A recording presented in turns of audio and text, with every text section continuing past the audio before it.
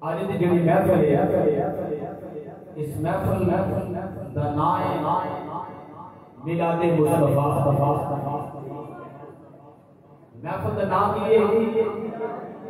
اونچی آواز میں بولا علامہ اعلی رحمت ریاض صاحب نے تعلق سانو دے دیتے اسی 11 بجے محفل ختم کر کے کرنی بھی چاہیے میں نے تھوڑی تھکاوٹ دا بہت اچھی طرح احساس ہے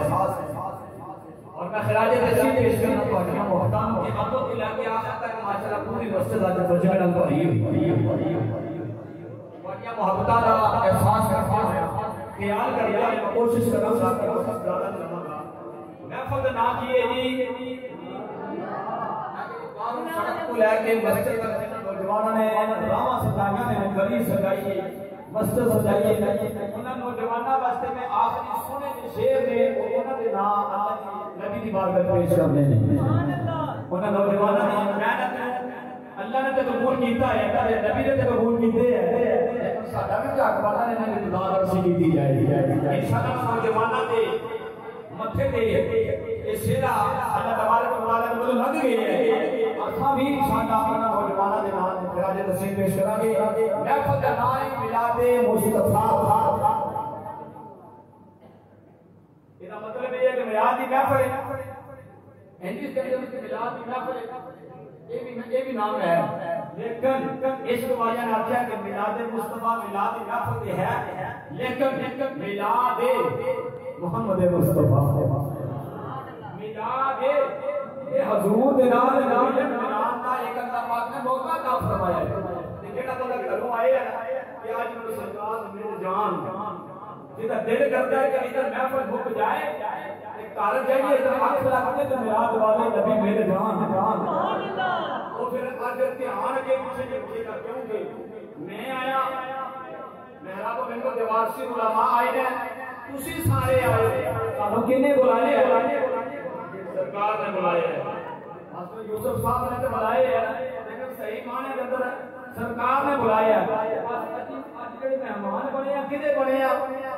سرکار دو عالم علیہ السلام بھی حضور دے بلائے آئے ہیں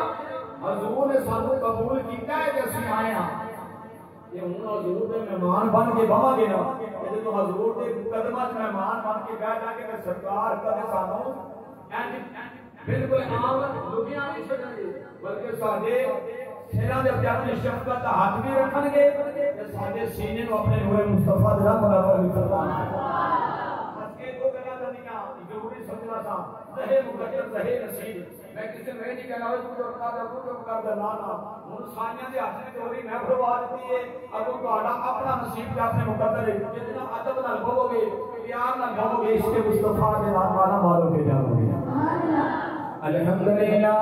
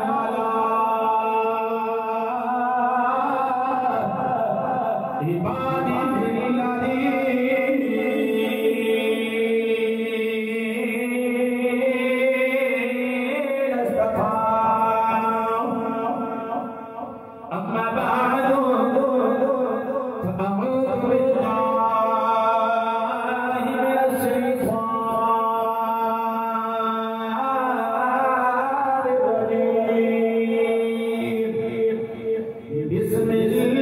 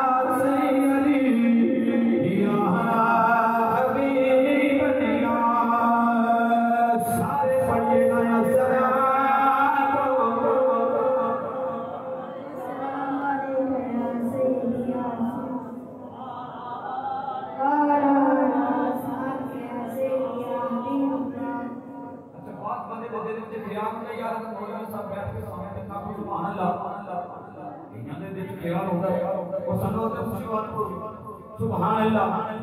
ترنت بعد درود پڑھو اللہ دی ذات نے ہر بندہ انسان سے موڈیا تے دو فرشتے مقرر کیتے کتنے فرشتے دو فرشتے مقرر کیتے ہیں ایک سجے موڈے تے فرشتہ ہے ایک کھبے موڈے تے فرشتہ ہے جو بندہ کرتا نا نیکی